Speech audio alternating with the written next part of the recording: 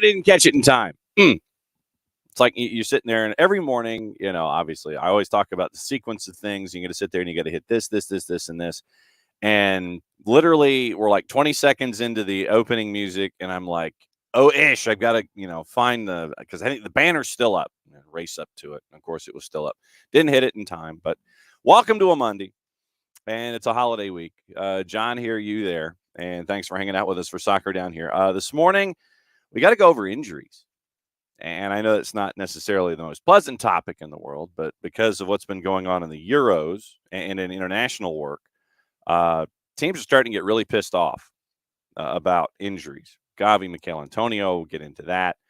Speaking of the Euros, that was pretty much insane. We'll go over those results, go over what happened in CONMEBOL, and get you ready tonight for the second leg of the activity against Trinidad and Tobago. Tonight, apparently, it's at Hazley Crawford Stadium. It is not, and so we'll see how it lays out tonight. At 7 o'clock, it's game 1 of 2. Panama and Costa Rica in CONCACAF Nations League is match number 2 tonight for your doubleheader, for those of you that like to set things up this way. So 7 o'clock, U.S. is at TNT. Bat signals out officially. Bart Keeler on tomorrow to discuss. And we'll have Bart on early because I think everything, I guess, kind of slides because of the holiday. So here is where this is where you come in this week. On Thursday, obviously, since we're all going to be racing around and trying to figure out what kind of L-tryptophan we want to have and all that kind of stuff, what would you like your list? What would you like your Thanksgiving hold music to be on the network?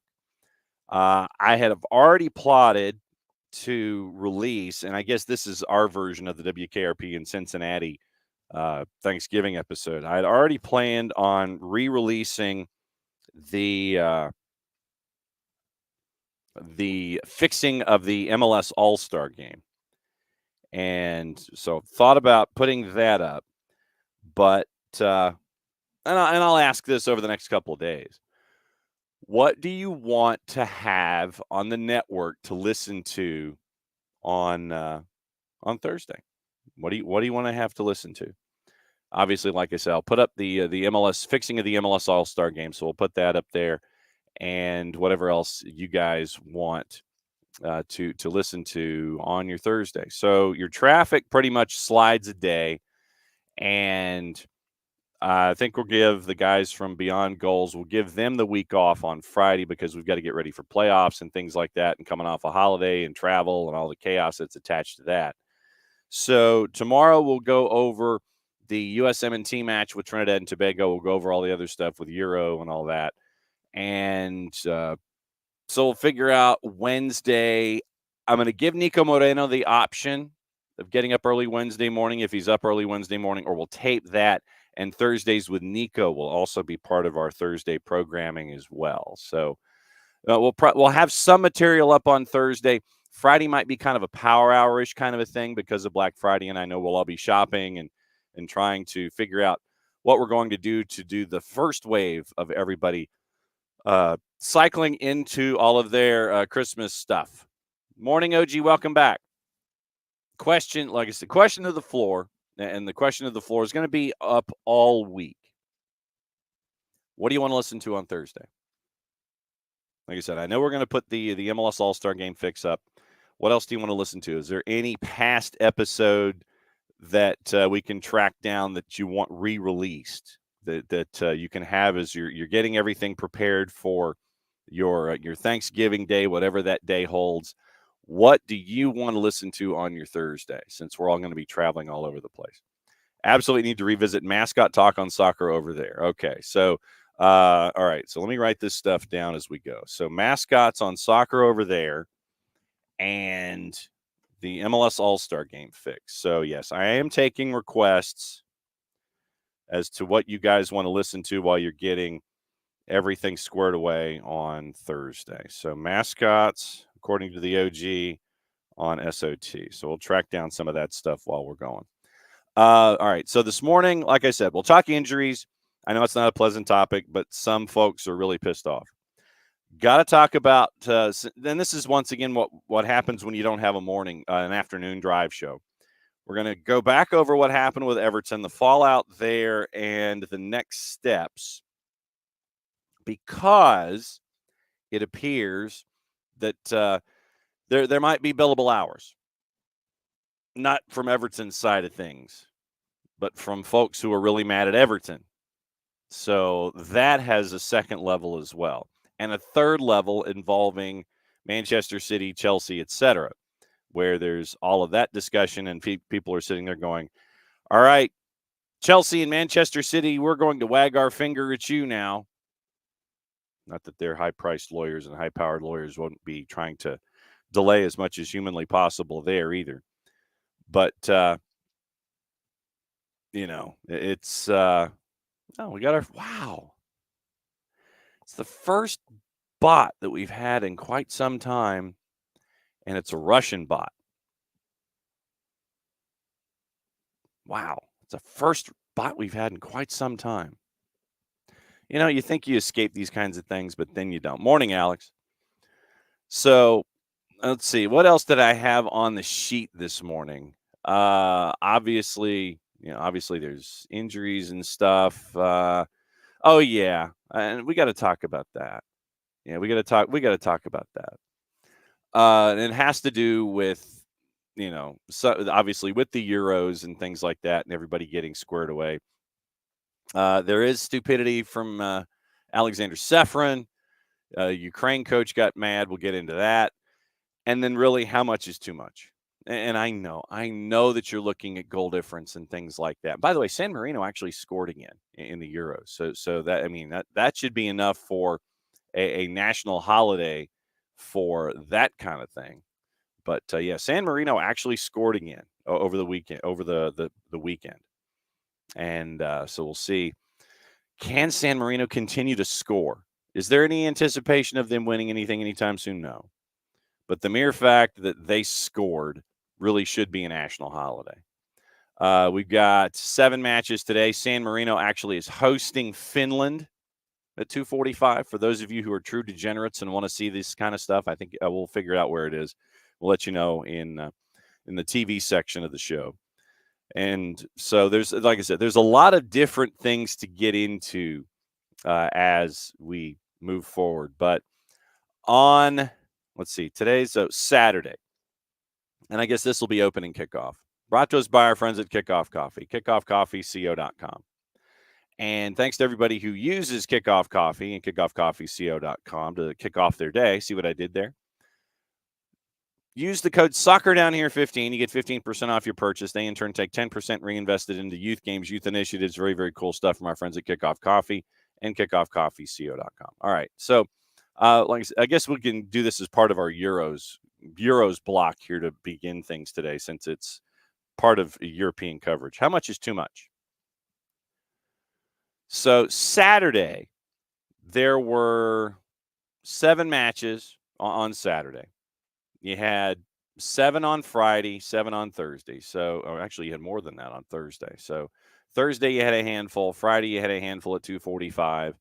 Friday winners: Denmark, England shut out Malta. Italy put 5 on North Macedonia. There's news out of North Macedonia coming up in a bit. Poland and Czech Republic. Any late night shenanigans? Bentner, Mauro, and Wanda. Okay, so all right. So what we may end up having to do is posting. All right, so we're getting a lot of SOT requests from the Soccer for Good OG. Not that there's anything wrong with that. But so anything with Bentner, Maurer, and Wanda, all that kind of stuff. So yeah, keep that stuff coming. So I'll re-release this stuff so you guys can have fun to listen whatever you want to on Thursday.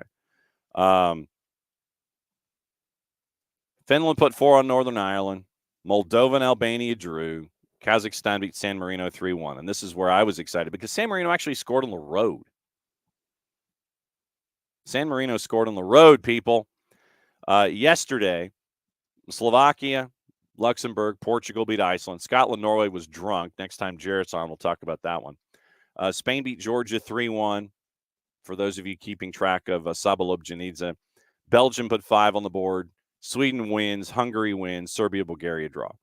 Saturday, and I'm building up to my story. Armenia, Wales draw. Croatia wins. Belarus wins over Andorra. Switzerland, Kosovo draw. Netherlands 1-0 over Ireland. Romania 2-1 over Israel. And then France played Gibraltar. Going into the match, Gibraltar, and I probably should just buy their gear right now anyway. Gibraltar was a plus 66.50 to win. France was a minus 10,000 to win. So, 90-minute draw was a plus 30.71. France beat Gibraltar 14-0. 14-0. Isn't that a bit much? I mean, seriously. 14-0. Biggest ever victory, 10-man Gibraltar. Gibraltar gets a red card in the 18th. Morning, Tom. Yes, we are going to be talking about Everton and Manchester City and Chelsea and all of that stuff. Interesting. France has won all 7 of their matches. So an own goal in the 3rd, Marcus Thuram in the 4th, Zaire Emery in the 16th. So it's 3-0 when Gibraltar gets the red card in the 18th minute. So we go from there. Mbappe from that moment gets a hat trick. Klaus gets a goal. Kingsley Coman gets a brace. Fofana gets a goal. Rabiot gets a goal. Dembele gets a goal. Giroud gets 2 in 2 minutes. 14-0 after the Ethan Santos red card. I don't know. Maybe in my old age, 2, 3, 4, or actually, wait, 1, 2, 3. So it was 3-0 the time of the red card. France goes on to score 11 more goals. I get the whole thing about goal difference, but really, I mean, come on. 14-0. What are you doing to grow the sport, whatever you want to call it, by punting 14 goals on somebody? So congratulations to you, France. Your goal difference is now 26. Group B, France has won every match. They're 7 for 7. 27 goals for, 1 against, goal difference of 26. Right now, battling for second, it's the Netherlands and Greece. Ireland's at 6, and they've played one more match. They're done. Ireland is done. They're the first team to be finished in the group. They finished with 6. They only won 2 of 8. And Gibraltar hasn't scored a goal. They've given up 35, and obviously they ain't getting out of group. They got one more match to go, and it's against the Netherlands, and it's coming up tomorrow.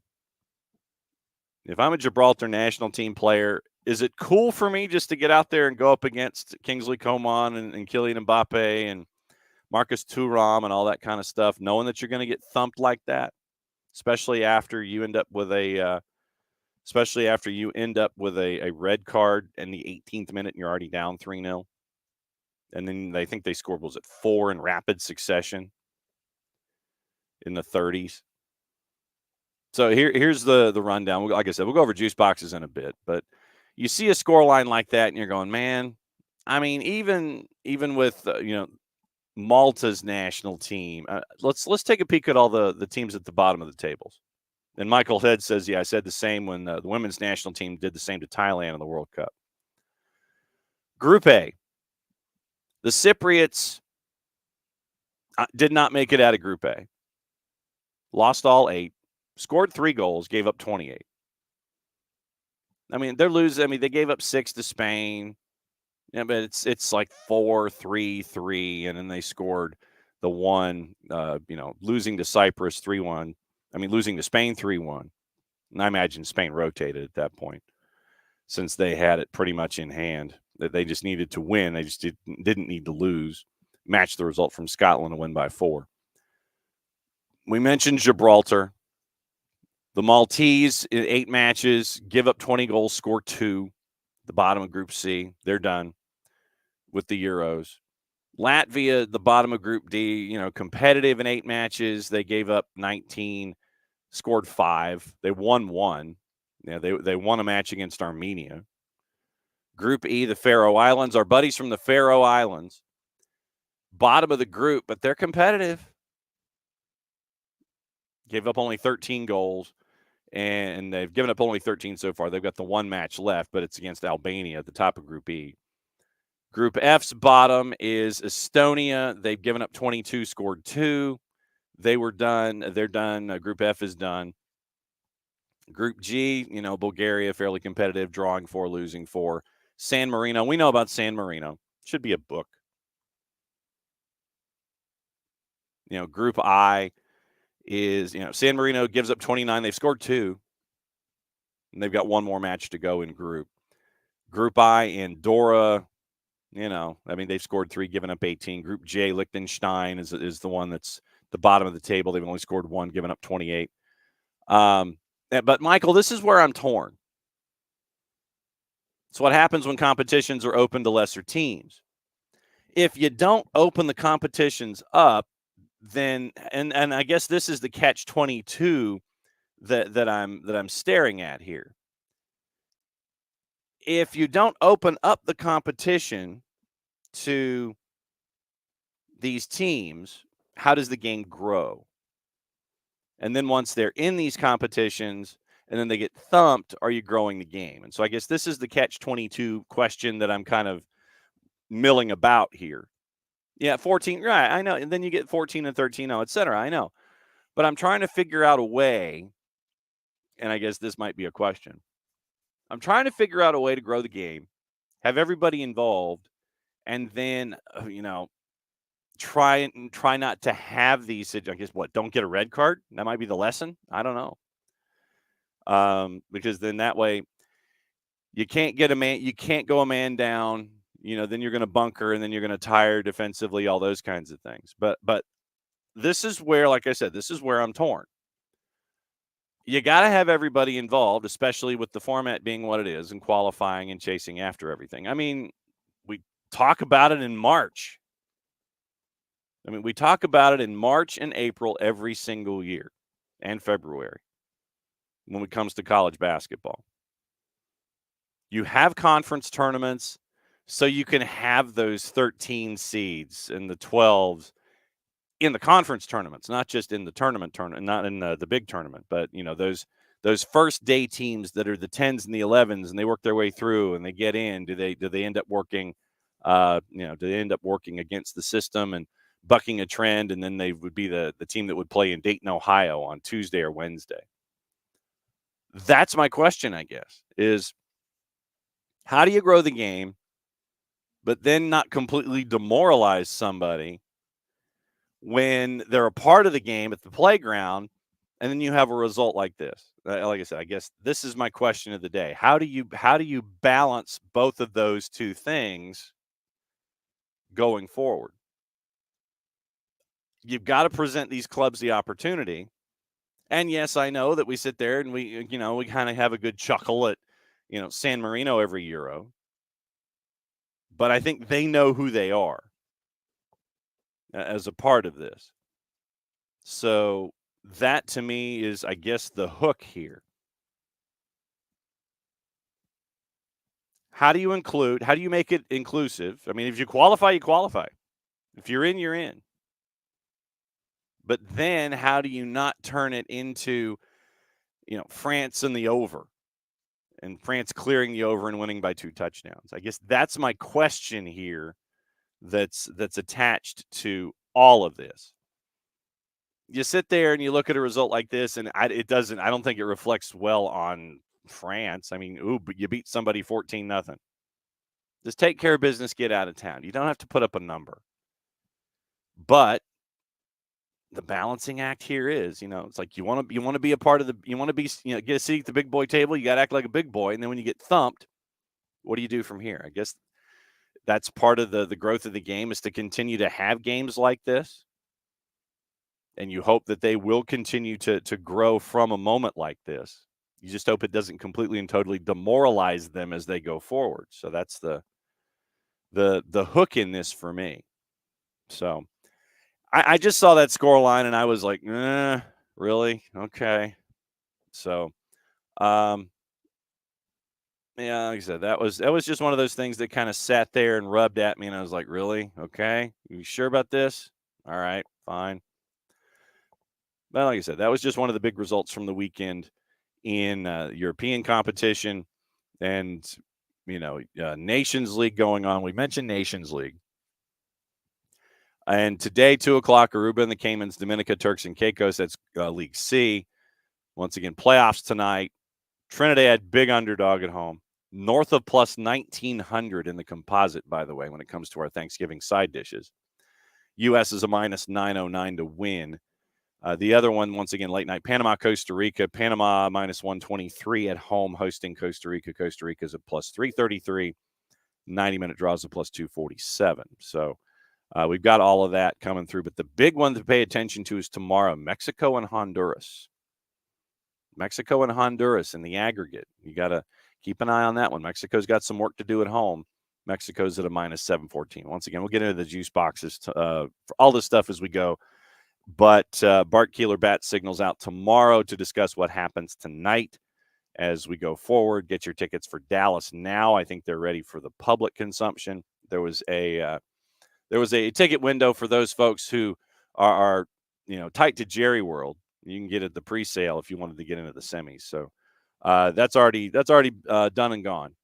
But there it is. All right. So injuries. I know that we wanted to talk about injuries, and I know that Nick is pretty pissed on a couple of different fronts about this window. Oh, sorry, I didn't close it properly. I didn't close the segment properly. That's Michael, what I do like is the Superior team celebrating their double-digit goals like they just won a tournament. And yes, the USWNT did it too. And to your point, why do you need to win by 10 plus? Yeah, I mean, unless there's a goal difference thing that you're sitting there and you're paranoid about, I don't think you need to. But go in, get your job done, win 5 or 6-0, get out of town. Give some of your younger players their first caps, move on, rotate your squad. You get a safe enough lead, move on, roll. But like I said, unless there's a goal difference thing, I don't know why. Opening kickoff brought to us by our friends at Kickoff Coffee, kickoffcoffeeco.com. And once again, don't forget to use the code SoccerDownHere15. You get 15% off your purchase. They, in turn, take 10%, reinvested in the youth game, youth initiatives. Very, very cool stuff from our friends at Kickoff Coffee and kickoffcoffeeco.com. Injuries.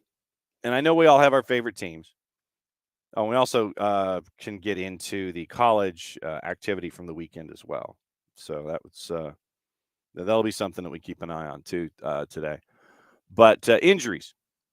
Folks are pissed. Folks are really pissed. 2 instances come to mind. First one is Gavi. Barcelona midfielder Gavi faces surgery after tearing his ACL in the qualifier with Georgia. Club said that earlier this morning. Tackled from behind and his knee buckled during the already qualified Spain's 3-1 win in Valladolid. Quote, tests carried out on Monday morning on first-team player Gavi have shown he has a complete tear of the ACL on his right knee and an associated injury to the lateral meniscus. The player will have surgery in the coming days, after which a new medical update will be released. Club did not predict how long Gavi would be sidelined for, but with Euro 2024 kicking off on June 14, could face an uphill task to be fit in time. Established himself as a key figure for both Barca and the national team over the past 2 years after coming through La Masia. So you got that to look at. Then the other injury has drawn the rancor / ire of West Ham.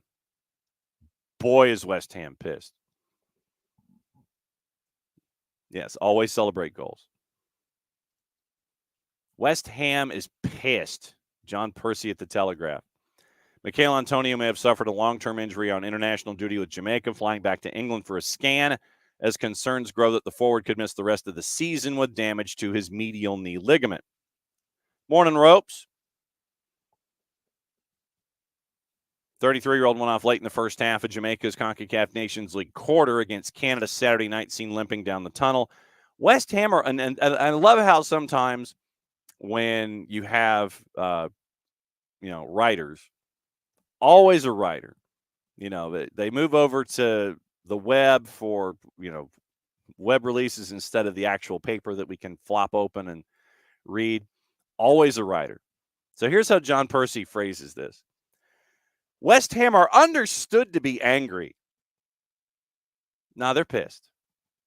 Yeah, I just, I think it's just part of the way that sometimes we see how folks are, and you're like, yeah, I'm always understood to be angry. John Percy, love you. West Ham are understood to be angry. He's being nice about it. No, West Ham's pissed. West Ham are understood to be angry because Antonio played for more than 10 minutes after sustaining the injury, while they're also unhappy with the state of the pitch at Kingston's Independence Park. Antonio will return for tests, and there are hopes he may only miss up to 6 weeks with the injury. Worst case, Michail Antonio could be absent for up to 9 months. Okay, so here once again. So West Ham are understood to be angry, from John Percy at the Telegraph. And then hopes that he may only miss up to 6 weeks. Worst case scenario, absent for up to 9 months. So it could be 6 weeks, could be 9 months. West Ham are understood to be angry. Nah, they're pissed. Antonio scored 2 goals this season, appeared in all the club's Premier League matches, come on as a sub in 2 Europa League group matches so far in the campaign. Jared Bowen has also returned to the club after suffering a minor knee injury on international duty with England. Bowen's West Ham's leading scorer did not travel to North Macedonia. We'll get into that in a second with Gareth Southgate's squad for Monday night's match. Southgate said we felt better to leave him in England so that he can get it properly assessed. I don't think it's going to be anything serious. Just didn't have enough time. We wouldn't take a risk with that player. Okay, to Michael's point.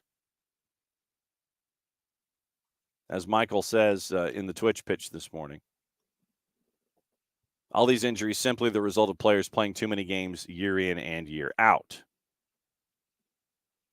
So, here is the continuation of that article. The blow to Antonio comes as a study found injuries to European footballers have become more severe after the Winter World Cup last year. There's been a jump of nearly 30% in the costs to clubs of having their players sit on the sidelines.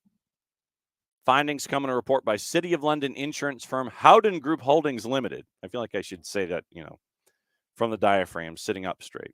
Howden Group Holdings Limited, which said clubs in Europe leading 5 leagues, misplaced emphasis in the sentence, which said clubs in Europe's leading 5 leagues suffered a 705 million euro hit from injuries last season, up from 553.6 million euro the previous campaign. Report calculates the cost of injuries from players' salaries and the amount of time they're injured. I guess they take the paycheck and they sit there and apply it down the line to how many games missed. Teams in the Premier League took the biggest hit, accounting for more than 40% of the cost across the 5 leagues.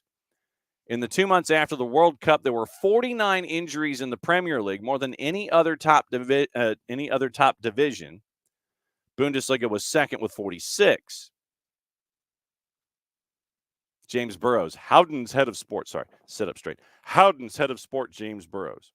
The staging of a men's World Cup in a European winter led to players facing an extra 8 days on the sidelines in the second half of the season compared to the first. Injuries in October caused players to be out for, on average, 11.4 days, while January's injuries led to layoffs of 19.4 days. For consistency, this comparison applied only to players named in World Cup squads. West Ham returned to league action Saturday with a trip to Burnley So that means Prem and Proper will be back on Friday as well. And I did have that written down on my list. So there's some of your empirical evidence, Michael, about injuries, absences, and stuff. You sit there and you think you sent an email and you didn't send an email. So injuries across the board, and it has raised 8 days worth of stuff, 8 days worth of people being out, from 11 days to 19 days on average, according to this very, very British legal firm insurance monitoring group. So not necessarily a surprise. Too many windows too quickly. Jared is not wrong. So you've got all of that to pay attention to. And yes, I feel like they should probably put that on a T-shirt, that West Ham is pissed. But in addition to all of this, we have all of these international qualifiers and things. So Egypt was playing Sierra Leone in a World Cup qualifier. AFCON's going on right now. Subtle plug. You can catch up with AFCON at Fanatiz, fntz.co/soccer down here. And you can pick up Fanatiz. You can get beIN Sports. You can get For the Fans. You can get CDO. You can get Nuestra Tele. You can get TIC. You can watch all of TIC's programming. And you can catch up with what's going on with AFCON. So Mo Salah targeted in a pitch invasion with military throwing punches to protect Mo Salah. 2-0 win over Sierra Leone in a qualifier. Protected by his teammates, escorted off the pitch by the military after being run at by pitch invaders in the win over Sierra Leone. Charged at by fans in Liberia. Security staff seen throwing punches, tackling fans to the ground in an effort to protect Salah, whose teammates also helped keep the pitch away from him. Video does exist, and so I'll post that in the Twitch pitch if you are so inclined to see, and we'll follow this up with what's going on with the England match with North Macedonia coming up, and finding this common thread this morning. But so Salah escorted from the pitch by about a dozen folks. I'm sitting here looking at the still shot. 12, 3, 6, 9, 12 within range, 13, 14. So 14. 89th minute of the match. Security rushing on the field to stop a pitch invader. More fans then come onto the pitch with Egypt center back Mohamed Abdelmomen ensuring one pitch invader does not get close to Salah. Match will stop 3 times in 2021. Fans running onto the pitch towards him. Egypt already up 2-0. Thanks to a goal from Trezeguet, who now plays at Trabzonspor. Sierra Leone finished the match with 9 following 2 reds. Top of the World Cup group now with Egypt, 2 wins from 2. And Liverpool get Manchester City on Saturday at 12:30. So you got all that. So, Mo Salah being chased. Then Premier League clubs, as we kind of blend our way through, Premier League clubs fear injuries to England players on the pitch in North Macedonia. The playing surface at Tosh Proski was called dangerous by Ciro Immobile after the 1-1 draw against the host North Macedonia. Waiting nervously. The Premier League clubs waiting nervously to find out whether or not their England stars avoid injury.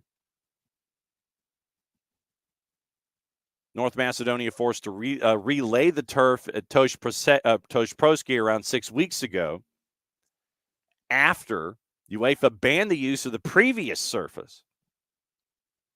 Italy received an apology from North Macedonia back in September for the state of the pitch. England's got to keep their fingers crossed with this particular surface. England trained in London, flying to North Macedonia last night. Gareth Southgate hadn't seen the pitch before doing his -1s, hadn't seen the pitch. Premier League clubs are aware of fears over the surface and are now nervously hoping players do not return with injuries. Players who stepped on the pitch Sunday night described it as being rock solid. Southgate diplomatic when he was asked about it. I know they've relayed it. Wouldn't imagine it hasn't quite knitted, but we'll see. That's why you want to make sure you're qualified well in advance. So then what you do is you start dudes who you wouldn't normally start. It's like, hey, you want your first cap? You're going out there against North Macedonia on that surface. Congratulations. Southgate added, no, we wouldn't take any chances with players. Asked whether or not the pitch would impact his team selection, prompt him to protect players. Jared Bowen hasn't traveled. We mentioned that earlier.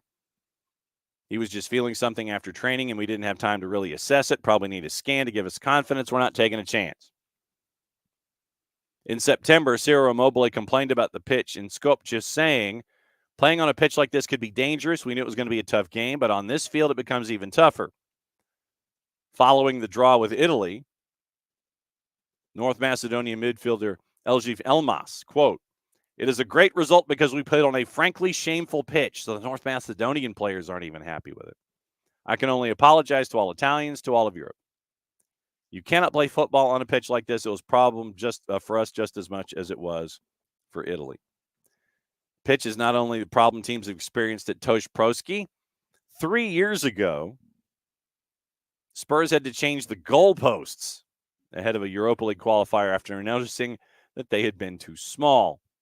I remember that.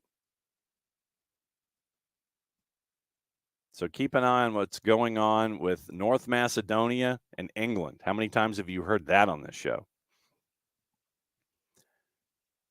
And as we continue our thread this morning, now that we're discussing things in the Premier League, once again, this is what happens when you don't have an afternoon show on Friday. With everything that was going on with Everton. Sorry, Rope. Sorry, Tom. Now, and as we continue to build through all of this stuff,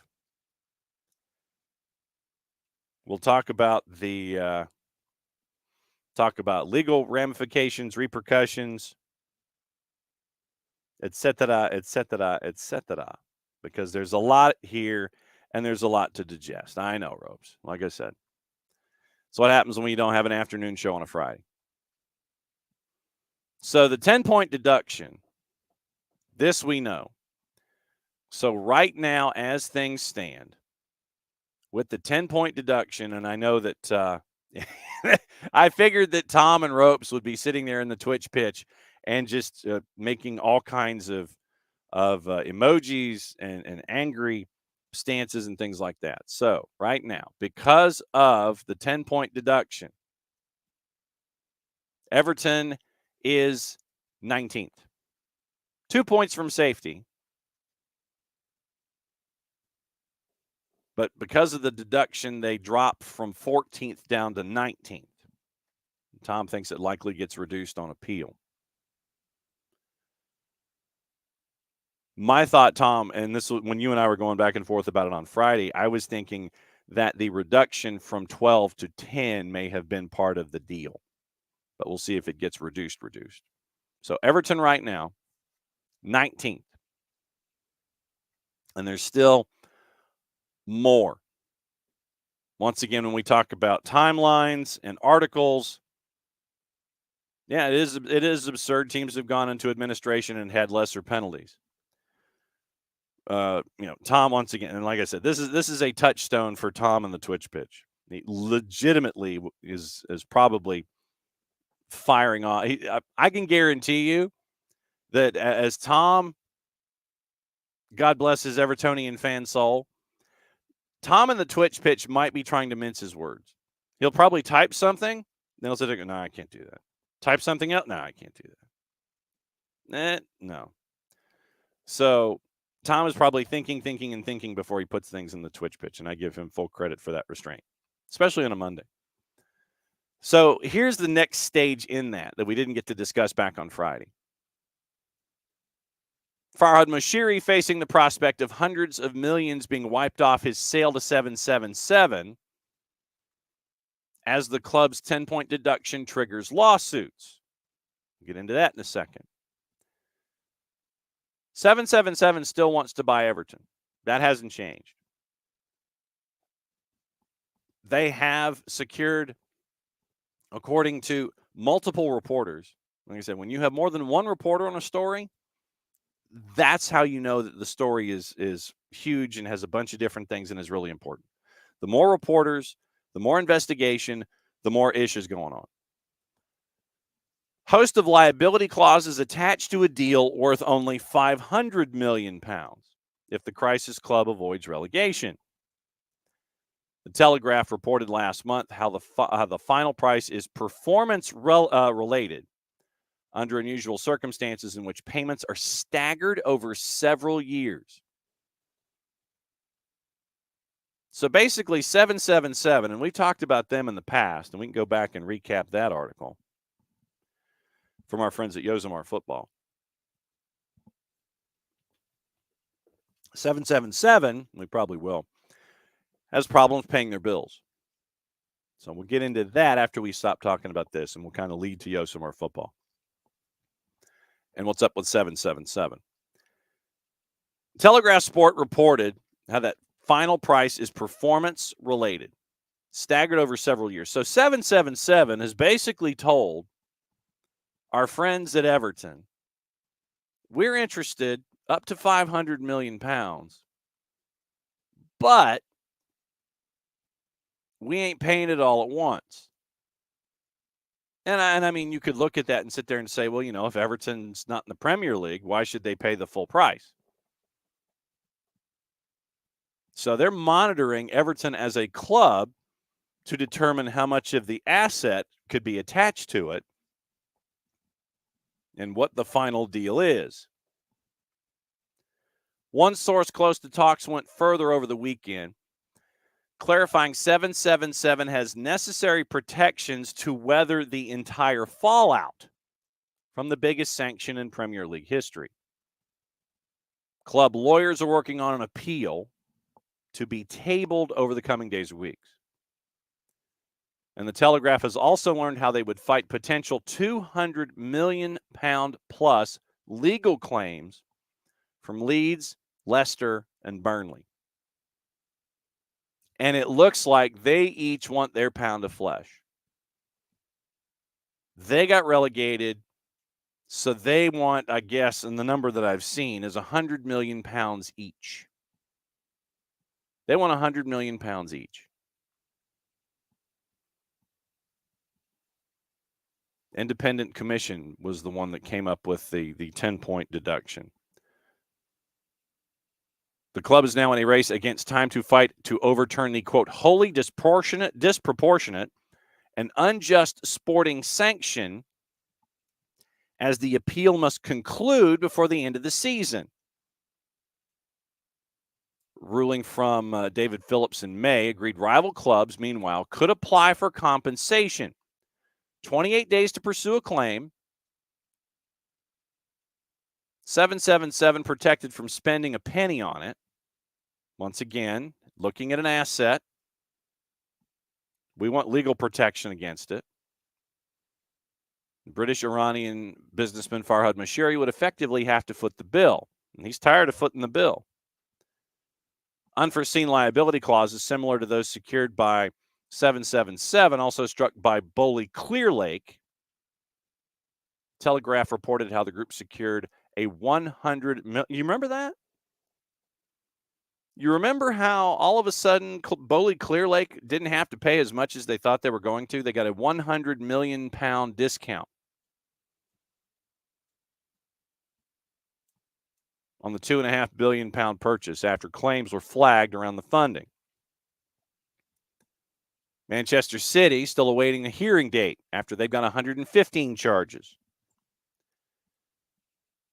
Chelsea's charges, transfers, managerial appointments, and associates, the deals with Hazard, Willian, Eto'o, and the arrival of Antonio Conte. We got into that last week. Everton gets hit with the 10-point punishment an attorney and a professor who was interviewed by the Telegraph said, don't draw comparisons between clubs. They have different considerations. The league was pushing for a 12-point deduction during hearings, claiming the club exceeded profit and sustainability rules by £19.5 million.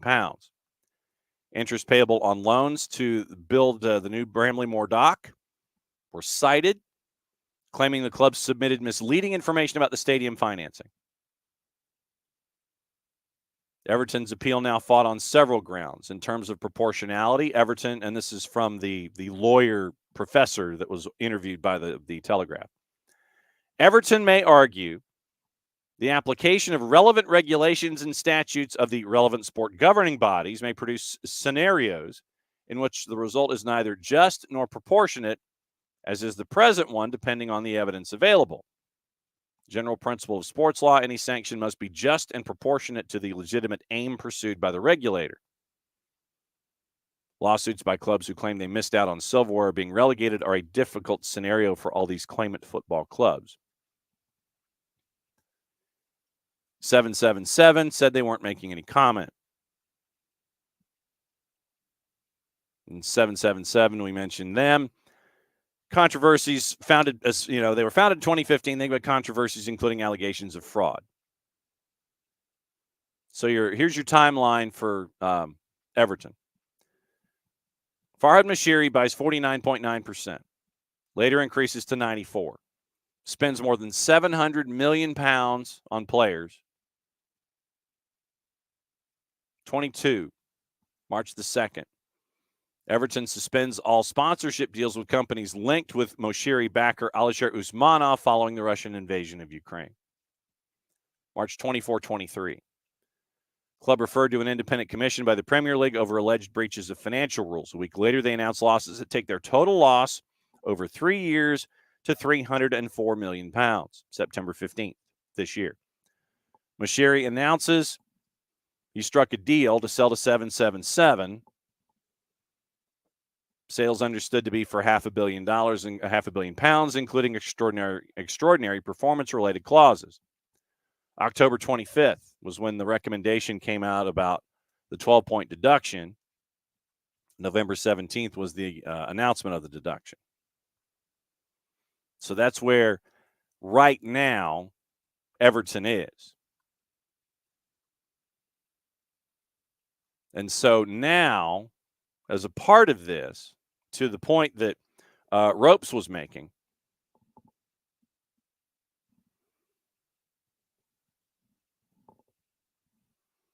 Ropes basically says that there is no punishment for Super League teams or City and Chelsea. We're getting to that.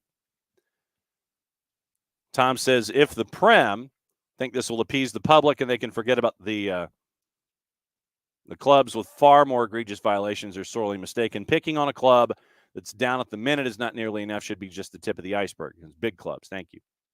I was wondering what a Nog club was, but a big club.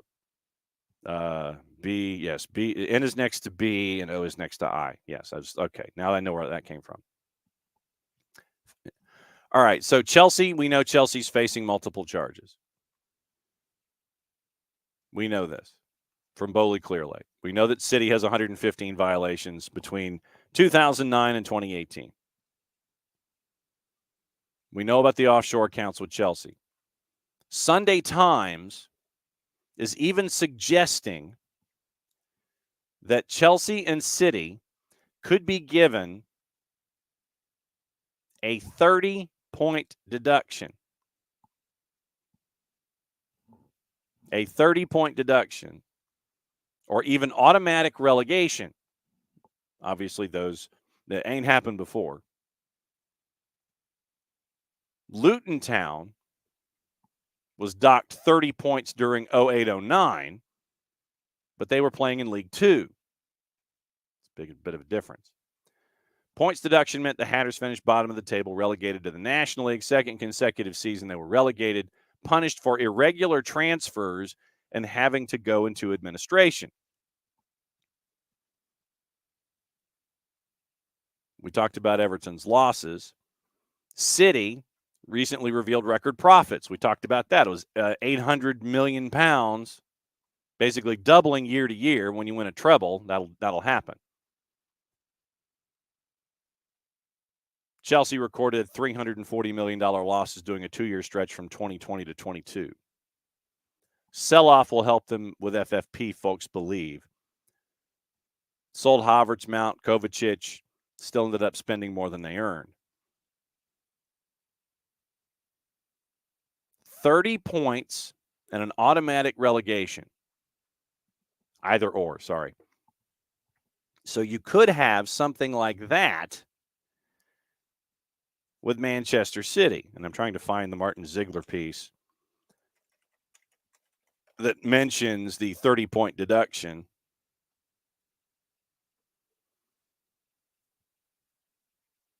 A lot of folks are sitting there and they're wondering, okay, basically it's referred to as financial doping. And Stefan Borson, when interviewed by SI, believes that relegation is a genuine possibility when Manchester City finally gets to their time in court.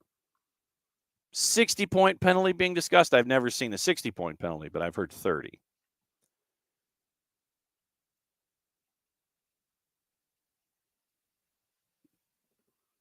Question being,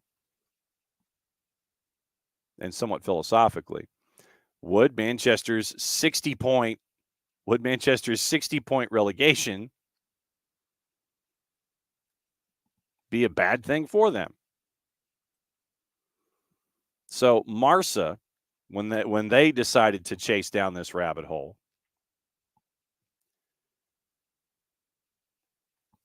Martin Ziegler says it's a real possibility. He has asserted it is a real possibility. Ziegler tells TalkSport, I think it'll be much more serious for both Manchester City and Chelsea if their charges are proven. Ziegler says, Manchester City have received 115 charges. Everton only had 1, and Chelsea's still under investigation, so we don't know the number of charges there. If you look at Manchester City, there are many more charges, but they're much more serious. So Manchester City will have a real fear that they will face possible relegation from the Premier League. However, Ziegler says both cases are hugely complex and will not be resolved in the short term. City case not likely to be resolved for at least 2 years, according to the Sunday Times. So that makes you wonder who's going to be around in 2 years. From a player perspective, from an owner perspective, what will Manchester City look like in 2 years? What will Chelsea look like in 2 years? City, to recap, subject of a 4-year investigation from 09 to 18, of their activity from 09 to 18. Also accused of non-cooperation. Premier League lawyers believe City refused to disclose the true source of the club revenue by claiming it came from sponsors under the context of the club's Abu Dhabi owners. Basically, you sit there and you see Etihad Airways across everything. It's like you're sitting there and going, okay, but it's the same but different. Well, yeah, you own the club, and yeah, you own the airline, and you have values that you would assign, but would they be true market values? Those kinds of things. After City was charged with 115 breaches over 9 years, relegation already was being predicted as a possibility. UEFA fined Chelsea €10 million for failure to provide certain financial information during Abramovich's tenure from 12 to 19. Went into that. Only 2 other clubs have received points deductions in Premier League history. Middlesbrough deducted 3 points for missing a game. Basically, no, not today. 3 points for missing a game against Blackburn in the 96-97 season. 2010, Portsmouth deducted 9 points after going into administration. That seems almost like a fait accompli. You're going into administration. Here's another 9-point deduction. Thanks. We're going to pile on. Okay, good for you. Both clubs unable to avoid relegation. Color me shocked. But yeah, the thought, would relegation be that bad for Manchester City? Of course it would. You're dealing with you're dealing with clubs in 9 figures worth of revenue. Of course it would be bad for them. I love the philosophical. Would it be bad? Would it be a bad thing if they were relegated? If they got a 30 point deduction, would it be bad? Of course it would be bad. All of your values, much like what 777 is staring at when it comes to the future investment in Everton, it's different levels of investment then. Different levels of investment. Why would I want to invest? Why would I want to invest the way that I have if you're in the championship? Seriously, why? I feel like Ross. Why? Why would you want to invest? At the same idea. At the same level. Nope. Wouldn't want to do it. Oh, circling back to what happened in the Euros. Scotland and Norway was insane yesterday. Like I said, next time Jarrett's on, we'll catch up with him about that. 3-3 draw. And the way that we can stare at the standings now going into today, since we're in a European frame of mind. Today. And we got today and tomorrow, and then it's the end of the window. So we mentioned North Macedonia, England, big favorite. All of these are at 245. We'll get into where you can watch all this stuff coming up in a sec. Albania, big favorite at home against the Faroe Islands. Czech Republic, big favorite at home against Moldova. England, big favorite on the road at North Macedonia. Denmark, favorite at a -182 against Northern Ireland. Finland, -2,000 at San Marino. Just score. Slovenia, big favorite at home at a -217 against Kazakhstan, Ukraine.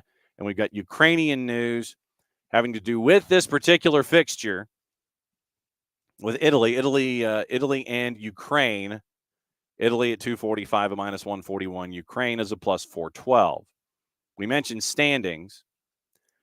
Group A, done. Spain and Scotland in. Norway, drunken madness, and a 6-goal draw. Spain and Scotland in Group A. Right now, Group B, Ireland done. France clinched. Netherlands and Greece is the one that's being decided. Netherlands plays Gibraltar next time out. Greece gets France. France is probably going to rotate. If Netherlands win, Netherlands have to match the result for Greece to get into Group B. England right now, 6 points clear, 1 match to go. The biggest matchup is Italy-Ukraine. Like I said, we've got news on that coming up on the other side. Group D, chaos. Turkey, Croatia, Wales all separated by 5 points, 1 match to go. Turkey gets Wales tomorrow. Croatia gets Armenia tomorrow. Turkey at 16 points, Croatia 13, Wales at 11. Group E, just about as much chaos, but Poland's in the barn at 11 points. They can't advance. Albania, Czech Republic, Moldova. Albania's at 14 points. They play the Faroe Islands next time out. They should win. They should win Group E. Czech Republic, Moldova is the one that pay attention to today. Moldova wins, they advance. Czech Republic just needs a point. Poland's in at 11 points. They can't advance. Group F, Belgium, Austria, they advance as 1 and 2. Group G, done. Hungary in, Serbia in. Montenegro loses on the last day to Hungary. They finish 3rd. Group H, Denmark's run the tables. Well, they've almost run the table so far. They have 1 more match day to go. 3-point lead on Slovenia. Kazakhstan is at 18 points. So Kazakhstan plays Slovenia next time out. That's later today. Romania, Switzerland in Group I. Those are the two to pay attention to with one more match day to go. They play each other tomorrow. And it will be those two. Israel, Kosovo, 12 points and 11 points. They will not advance. Group J, Portugal, they've won all 10 matches. They advance. Slovakia finishes second at 22 points. So that's what your Euro is looking like today. But, and if I can find the article in short order, I think it was The Guardian. Ukraine is really hot right now at Alexander Sefrin. I know. Join the club. So Ukraine is hitting out at Alexander Sefrin for comments that he made. And so, of course, now that I'm trying to find it, I can't find the article. You know, you have like 19 different tabs open and you're sitting there and you're going, okay, what do we do? What do we do? What do we do? And I'm going to sit here and continue to go back, and back. Okay, here we go. Mark Ogden, ESPN FC. Ukraine coach Sergei Rebrov has said that Alexander Sefrin made his players angry, made me very angry, when he said it would be a disaster for Euro 2024 if Italy failed to qualify for the tournament. Guess who Italy plays next? Reigning European champs Italy face Ukraine in Leverkusen today. All of Ukraine's Group C home matches obviously played neutral venues due to the Russian invasion. And they need to avoid defeat to qualify for next year's finals in Germany. A win for Ukraine would secure qualification for Rebrov's team, however, and force Italy into the playoff. Italy missed out on both 18 and 22 after losing in the playoffs, prompting Sefrin to say last month he wanted them to reach the finals of Euro 2024. Italy must qualify for Euro 2024. Otherwise, it will be a disaster, Sefrin told La Presse. The Italian national team is too important, but I think it will beat Ukraine. Sefrin's comments were met with incredulity in Ukraine. Once again, this is Ogden's words. And Rebrov, the former Dynamo Kyiv, Tottenham, and West Ham forward, said in his pre-match presser in Leverkusen that the remarks have only served to further motivate his players to secure the runner-up spot in the group behind already qualified England. Rebrov, quote, "We're not interested in what he has to say. It's not our job to focus on such comments, but all that they can really do is have an impact on my players to make them more angry and motivated to qualify. I think we have a good chance. This game is different to the game in San Siro when Italy won 2-1 in September. It'll be a full stadium supporting us. We played in Bremen recently and had big support, lots of Ukrainians. I'm sure it will be the same here, a full stadium with our flags. It's going to be different.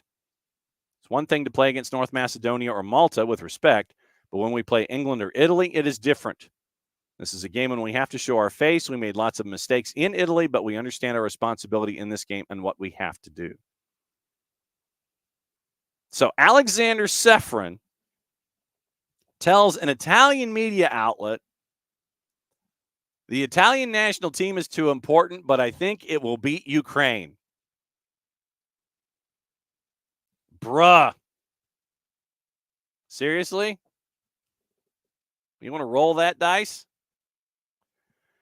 Once again, Group C, here's the deal. Italy, Ukraine, identical records. 4-1 and 2. This is the last match day. Basically, Ukraine has to win. Because if it's a draw, Italy right now is better by 4 goals in goal difference. Both teams would have 14 points, and Ukraine couldn't make up a goal difference with a draw. So Ukraine has to win this match. But Alexander Sefrin, the head of UEFA, is like, I think I think but I think it will beat Ukraine. Good work. Good work, Alexander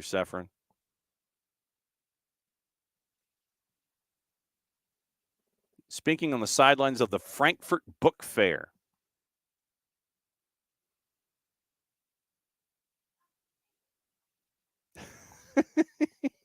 It's too important. I'm sorry. I'm rereading the quote, and I'm even looking at the La Presse quote in the Italian paper.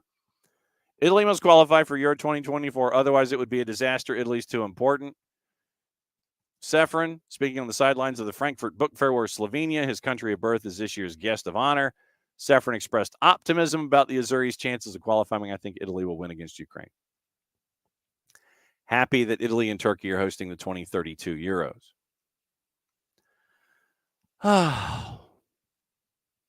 Way to go. Yeah, I think they will. I think it will beat Ukraine. It's not what you want to say publicly.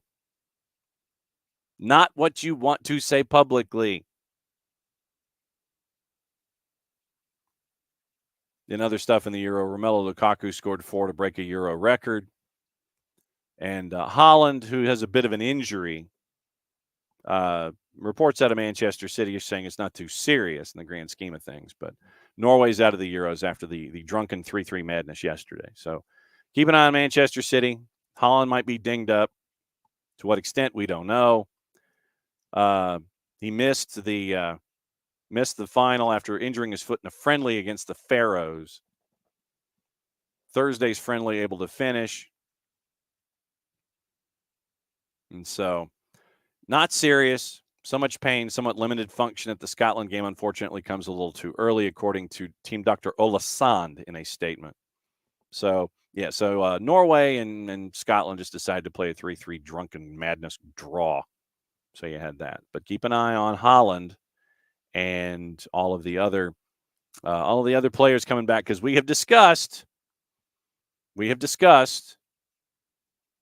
quick turn and the injuries and things. That 14-0 win. A lot of folks talk about San Marino, where San Marino, they've lost a lot of 9-0s, 10-1, 10-0, 11, 13-11, that kind of thing. Spain beat Malta 12-1 in Euro 84 qualifying. The match, Michael, ahead that you were talking about earlier, 13-0 against Thailand in the World Cup. Germany 7-1 in the 2014 World Cup. I guess they're looking at that going biggest upset. Yeah, it was a big upset. Australia beat American Samoa 31-0 in the 2002 qualifying. And that was what inspired friend of the show, Thomas Rongen. And next goal wins. Australia 16-0 at the break. And then you go from there. But so those are your other big blowouts. The other injury that I forgot to mention early on, Vinicius Jr. sidelined with a hamstring injury, expected to be unavailable for 2.5 months. More serious than the hamstring problem in his other leg kept him out for a month with August and September earlier, forced off with a thigh injury during Brazil's 2-1 loss to Colombia in a World Cup qualifier Thursday. Returned to his club for further checks. Real Madrid said that he has been diagnosed with a tear in his left femoral bicep, which is a tendon affecting the tendon in his hamstring. His recovery will be monitored. 6 goals, 4 assists for Madrid this season. They've also lost Camavinga to injury on international duty. Torn ligament in his right knee, training with France. Camavinga played in every league game for Real this season. Joins Courtois, Militao, and Goulet on the list of Madrid players who've suffered knee injuries. Madrid second in the Liga, 2 points behind Girona. Travel to Cadiz on Black Friday when the league resumes after the international break. So there's all of that we get to stare at. Fantastic stuff. All of these injuries, all this madness that's going on. So let's get into transfer talk. We'll take a tour of transfer talk and get into all of that discussion. So here's what we've got. Leroy Sané has not closed the door on a move away from the Bundesliga champs, according to Sport. Forward, his contract expires in 2025, has been the subject of intense interest from La Liga giants Barcelona, Real Madrid in recent months. Early November, reports emerged no concrete agreement had been made between Bayern and the 27-year-old to extend his contract. Now, while on international duty with Germany, Sané has said, hadn't thought about it yet. Club wants to have conversations, but for now I want to focus on the season. Bruno Fernandes has spoken of his admiration for Benfica midfielder João Neves. According to Fabrizio Romano, scouts from Manchester United in attendance for Benfica's 2-1 win at home against Sporting before the international break. Neves has been a key player for Benfica this season. Got him his senior international debut for Portugal last month, coming on as a sub in a 5-0 win over Bosnia-Herzegovina. 2 more late appearances during this international break. Fernandes told reporters ahead of Sunday's win over Iceland, has to be the Manchester United coach who says whether he has a place in the team or not. Great player. I don't know if he'd have a place or not. Love to have him by my side because he has quality and will have a bright future. It depends on him. What I want most is the best for him. Pardon me for a second. Nothing like trying to drink and talk at 9,000 miles an hour. Barcelona taking a renewed attempt to sign Real Sociedad midfielder Martin Zubamendi next summer. Zubamendi was Xavi's first-choice target to replace Busquets. We got Inter Miami news coming up in a bit. However, with Real wanting Zubamendi's full release clause, which is around 60 million euro, Barca forced to explore low-cost alternatives, eventually signing Oriol Romeu. Ahead of next season, though, Barca have made signing a deep-lying midfielder a priority. Zubamendi once again at the top of the list. Always expressed a desire to remain at La Real and be involved in Champions League. Real Madrid-bound wunderkind Endrick said he's more of a Cristiano Ronaldo fan than Lionel Messi ahead of his Brazil team's World Cup qualifier against Argentina. Are you sure that you wanted to do that? Are you sure that you wanted to do that? Palmeiras' striker, who is 17, dear young child, made his Brazil debut in a 2-1 defeat at Colombia Thursday, expected to play against Messi's Argentina at the Maracanã tomorrow. Messi's a great player, but I'm more a fan of Cristiano Ronaldo. Are you sure he wanted to do that? Endrick, who will join Real Madrid when he turns 18 in July, nevertheless thrilled to face the 8-time Ballon d'Or winner. Messi's phenomenal. He's very good. The best in the world again. I just want to enjoy the moment of being able to play against him, being in the same stadium as him, looking at him up close. I only saw him in video games. Now I'm seeing Messi up close. It's going to be wonderful. Until you get taken to school. And there will be some chirping. If you can find a way to watch this match, I think it's going to be on Telemundo. So if you watch Brazil and Argentina, keep an eye on the interaction between Endrick and Messi. See if Lionel Messi has a couple of moments where Endrick might be a junior in high school amongst our standards, but let's see if Messi takes him to a different kind of school altogether. So Telemundo tomorrow, keep an eye on Messi and Endrick. I'm sure there will be a moment, if not a couple, where Endrick reminds Messi who he really needs to be a fan of instead of CR38. Roma ready to consider an offer for defender Chris Smalling amid interest from Saudi Arabia, according to Gazzetta dello Sport. Smalling only extended his deal in the Italian capital to 2025 in the summer, hasn't played since the start of September due to a chronic tendon injury. Gazzetta reports Roma ready to listen to offers for the center back in the January window. Saudi clubs are interested in Smalling in the winter. And longer term, others at the Giallorossi could also be targeted. Spinazzola out of contract in June. Dybala could also be in demand among clubs, as could Jose Mourinho.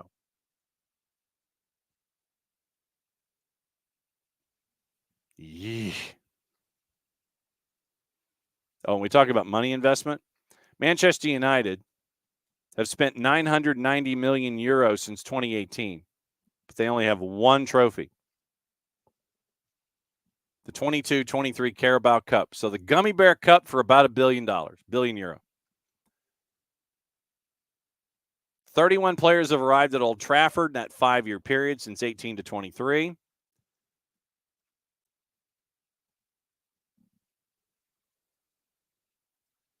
ESPN decided that they wanted to rate the players that have been signed by Manchester United. 18-19 season. And I'm sure that Drew Dickinson, his ears are burning because of this discussion. Fred, Diogo Dalot, Lee Grant, 1920. Harry Maguire for 87 million euro. Bruno Fernandes, Aaron Wan-Bissaka, Daniel James. Odion Ighalo on a loan from Shanghai Shenhua. How'd the Chinese Premier League go? 2021. Donny van de Beek, Diallo, Alex Telles, Pellistri, 8.5 million euro. Cavani on a free. 21-22. Jadon Sancho, Varane, CR38, Tom Heaton on a free. 22-23. Anthony, Casemiro, Lisandro Martinez, Malacia, Wout Weghorst, Dubravka, Christian Eriksen. 23-24. Højlund, Mason Mount, Andre Onana, Amrabat, Bayindir, Johnny Evans, Reguilon. And just when you thought, that's a long list of folks. Some of the numbers attached. Fred, 59 million euro from Shakhtar. Harry Maguire, 87 million to Leicester City. This is in euros. Bruno Fernandes, 65 million to Sporting. Aaron Wan-Bissaka, 55 million to Crystal Palace. Donny van de Beek, 39 million to Ajax. Diallo, 21 and a third to Atalanta. Once again, this is all euros. Telles, 15 million. Pellistri, 8.5. Cavani was a free. Jadon Sancho, 85 million euro. Varane, half of that, 40. CR38 was 17, basically just pay to get him off our hands. Anthony, 95 million euro at forward. 95 million euro. Second most expensive signing in the club history. Casemiro, 70.65 million euro. And so Mark Ogden refers to this as a panic signing after missing out on Frenkie de Jong. Lisandro Martinez, 57.37 million euro. You hit up Ajax twice. You're doing your old clubs a favor. You're doing them a solid here. 95 million for Anthony, euro. And then, so 152.37 million euro for Lisandro Martinez and Anthony. Malacia was 15 from Feyenoord. You're going to places where you know the talent pool. I get it. Wout Weghorst was a loan for 3. Dubravka alone for a little over 2 million euro. Christian Eriksen on a free. Højlund, 75 million to Atalanta. Mason Mount, 64 million to Chelsea. Onana, 50 to Inter. Amrabat was a loan. That's a great pickup, by the way. Bayindir was for 5. Johnny Evans a free. Reguilon a loan. So that is Manchester City. That is not football on a budget, kids. That is not football on a budget. Man. Especially all those late numbers. The 152 million to Ajax on its own. Premier League clubs look closely monitoring Real Betis teenage winger Hassan Diao, according to Estadio Deportivo. Promoted to the first team this summer, scored 4 goals in 11 appearances. New contract signed, 30 million euro buyout clause. Marcelo Gallardo, much to the chagrin of Nick Khalifi, arrived in Saudi Arabia, taking over the reins of Al Ittihad. 18-month contract. Gets to work with Benzema and N'Golo Kante. Wandering through the airport. Pictures there. He's got flowers in his left hand. West Ham preparing a new offer for Dominic Solanke at Bournemouth after a £40 million bid rejected in the summer, according to the three-letter paper. Hammers boss David Moyes is in the hunt for a new striker after Scamacca joined Atalanta in August. PSG's Ekitike. Timo Werner also on the short list. Job Bellingham, the target for a lot of European clubs, could even be reunited with his brother at Real Madrid, according to Calcio Mercato. Linked the Sunderland midfielder with a move to Serie A, AC Milan, AS Roma, Newcastle, Spurs. Bologna looking to sign Alejo Velis on loan, according to Calcio Mercato. 20-year-old Argentine youth international came over from Rosario Central in August for 12 million pounds. 3 substitute appearances. Ange Postecoglou has spoken of the need to let him settle. Juve could be open to offers for Samuel Ealing Jr. in January, according to Football Insider. Winger under contract through June of 2025. Been linked with a move to Tottenham Hotspur Stadium after Manor Solomon and Ivan Perisic succumbed to long-term injuries. We mentioned dudes that could be on the move. And, we talk a lot about Inter Miami in Major League Soccer. There is a new name that has been added to the list, and it's David De Gea. According to the Daily Star, get this, David Beckham wants to bring Man United goalkeeper David De Gea to the United States. De Gea, as you well know, is currently without Club FC as their starting keeper. At least I think he is their starting keeper. Old Trafford contract expired in June. 33, linked with various moves across Europe, but could link up with Busquets, Alba, Messi, and really could be Messi and friends. And I will say this. If you want to bring in David De Gea, David Beckham,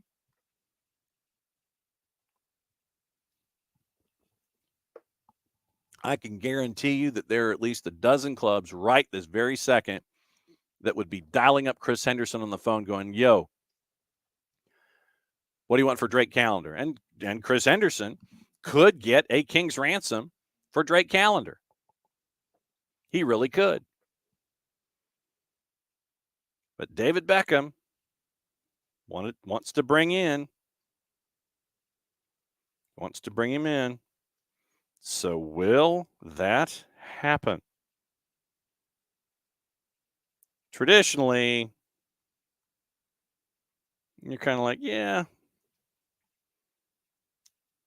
Traditionally, you see something like that go down, and you know it's going to happen.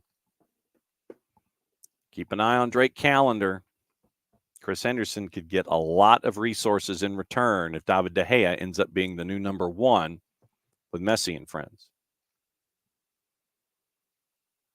Arsenal favorite Santi Cazorla back at his boyhood club Real Oviedo at the age of 38. Wants to inspire youngsters, and he's playing for minimum wage. Good on you. Derek Adams set to be appointed the new manager at Ross County for a third time as he leaves Morecambe, the Shrimpers, the League Two side. Wanted to keep him on, but a contractual release clause has been met, and the link is there now to go back to Ross County. Kai Havertz selected at left back this past weekend by Nagelsmann. Nagelsmann says Havertz could play well again there in the future. Arsenal boosted over the weekend by Gabriel Jesus making a return from injury with Brazil ahead of the run of fixtures. Three-letter papers also saying Dusan Vlahovic from Juve could be heading to Arsenal in the winter. Arsenal reportedly set to be forced to alter their January transfer plans as they're no longer leading the race for Fluminense star Andre, according to the Daily Express. Elsewhere, Daily Mirror former Arsenal chief David Dein has accused Mikel Arteta of damaging the Gunners' image with his stinging rant against VAR instead of backing him up with a club statement. He says he would discipline the Spaniard if he was still in charge. Maybe there's a reason why you're not in charge. David De Gea being lined up. Now this is being made by at least 3 or 4 different locations. 4-letter paper saying Bruno Fernandes has dispelled rumors linking him with a move to Saudi Arabia, explaining how happy he is at United.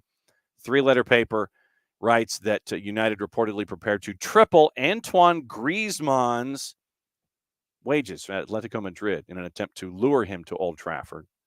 Crystal Palace chair Steve Parish has insisted there have been no talks between sporting director Dougie Freedman and United, according to the Evening Standard. Barcelona want to keep Joao Cancelo's want to make the loan move permanent. Catalan Giants reportedly hopeful of driving down the £44 million price tag. Scored twice and had an assist for Barca since his move on transfer deadline day. Sunderland, the 3-letter paper says, chasing after Uruguayan striker Luciano Rodriguez. Willing to part with a price tag of around £8 million for the 19-year-old. Plays for Liverpool Montevideo ahead of recruitment. Stuart Harvey traveled to South America last week. Wolves have opened talks to extend Hwang's contract. South Korean international deal runs through 26. Moved on loan from RB Leipzig. In the summer of 21, transfer became permanent with a £14 million deal in January of 22.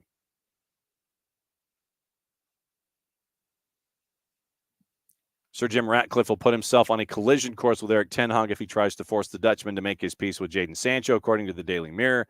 Jose Mourinho reportedly plotting a double transfer swoop on Chelsea as he is interested in Chalobah and Malang Sarr, according to the 3-letter paper. Let's see.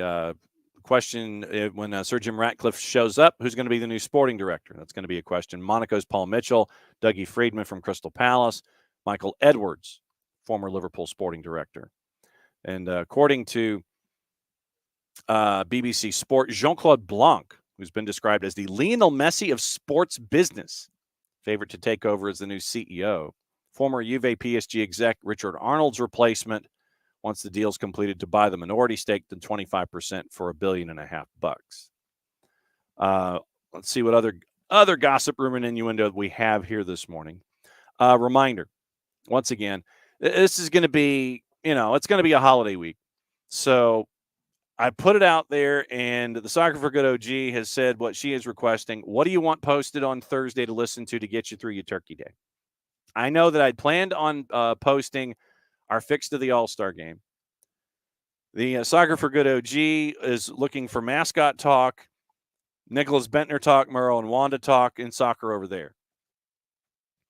So if there's anything that you guys want to listen to specifically, we'll post it to the network, and we'll let you guys enjoy your Turkey Day listening to some of our stuff. And I can't thank you all enough for listening to our stuff as you have here, as we're now in season 7 for Soccer's Morning Show on the SDH Network. Got some really cool things, hopefully, coming up in 24. We'll keep you posted on that kind of stuff. But, yeah, what do you want to listen to on Thursday? And obviously on Wednesday, we'll go over what you're thankful for. Tonight, reminder, the U.S. men's national team, the second leg against Trinidad and Tobago, that's at 7 o'clock. Bart Keeler coming on tomorrow to discuss. I think we're going to give some of our guests the week off. We'll give Parky and Greg the week off on Friday. Black Friday might be a little bit more of a power hour kind of a thing, although we do have to get prepared for the playoffs this weekend in Major League Soccer and the return of the Premier League, all those kinds of things. We'll have that on Friday. Wednesday, obviously, what you're thankful for, those kinds of things like that. We'll see if I'll give Nico Moreno the choice of being the 10:30 guest on Wednesday, since he's not the 10:30 guest on Thursday because we're all at Thanksgiving, or if he wants to tape something, and that'll give you something else to listen to on Thursday as well. See if and try and see if Dylan Butler isn't heading to the Catskills or something on Wednesday, and see what's up with Dylan, and perhaps give him the week off as well. But we got plenty to talk about, plenty of stuff to get us through this holiday week. We'll be discussing everything there. Bart is putting out the bat signal. Eggnog martinis are back. Bart's going to be at Fido Midtown. Eggnog martinis are back. So Bart, bat signal 10:30 tomorrow to discuss USM&T. Maybe earlier, depending on what happens. But yeah, your traditional 10:30 spot, moving it up a day for Bart to be on Tuesday during a holiday week. So Fido Midtown, eggnog martinis are back. That scares me. I've never been an eggnog guy, and I've never been a martini guy. But Fido is combining eggnog and martinis. That is somewhat intimidating. So eggnog, okay. Martini, okay. Fido Midtown, eggnog martinis for the U.S. men's national team match with Trinidad and Tobago. And Bart, I don't know how many eggnog martinis he's going to be having, but he should be with us at 10:30 tomorrow as we roll through a holiday week. But yeah, Wednesday, what are you thankful for? So we'll get into that as well on Wednesday. Tape programming on Thursday, might be a power hour-ish kind of a thing on Friday because of it being Black Friday, and we have to get all of our shopping done and all that kind of stuff. But we'll get you through Monday, Tuesday, Wednesday. We'll have programming on Thursday, and we'll be back on Friday, obviously, and we will discuss what's going on. But yeah, if there's anything specific that you want us to post to the network, and we'll do this Christmas week too. If there's anything specific that you guys want to listen to get you through your holiday or your holidays with a ZE, let us know, and I will, and I'll post it to the network, and so we can listen to it. Okay, so from the Google machine, Rich Ransom scares us now. Toast of the holidays with this creamy eggnog martini. Combines delicious eggnog, vanilla vodka, amaretto, and a sprinkle of nutmeg. You'll love this tasty winter cocktail. Rich says it sounds like a dessert drink. I don't think you're wrong. But, I mean, I know we don't count calories this time of year. But how many calories does that thing got to have? I mean, eggnog, vanilla vodka, amaretto, and nutmeg. I'm sure the nutmeg is probably the least the least caloric of all of it. Eggnog martini. Like I said, I've never been an eggnog guy. But I've never been a martini guy.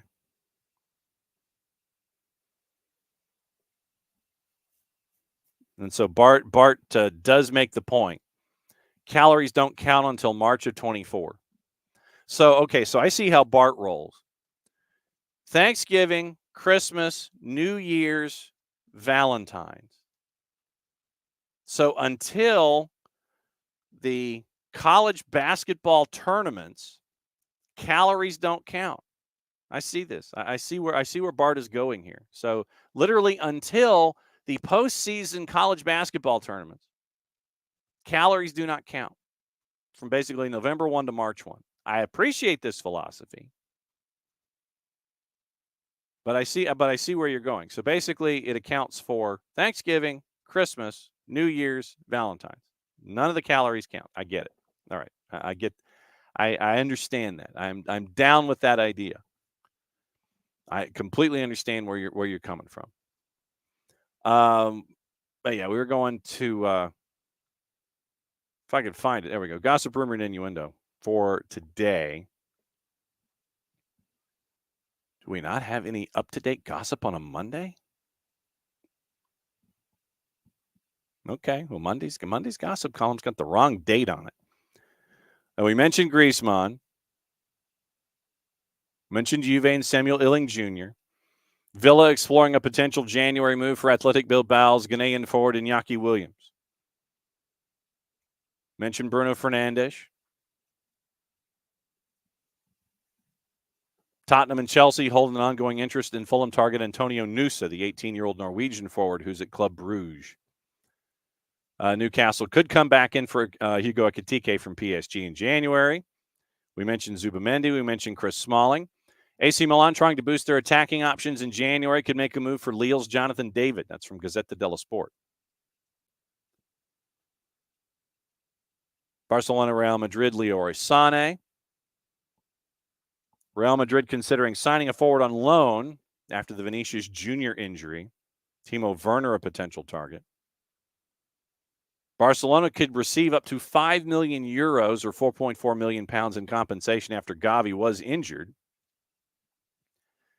And the Premier League so-called Big Six have been told to pay more towards the rescue package for England's football pyramid after Everton were given a 10-point deduction. Once again, it's from our friends at The Telegraph. Tom Morgan, Sam Wallace, Ben Rumsby. Once again, more than one reporter. Big Six are at odds with rivals over the long-awaited £130 million pyramid rescue package as a wealth, and this is their words, a wealth gap row reignites after the Everton crisis. Meeting between the top 20, going to meet on Tuesday.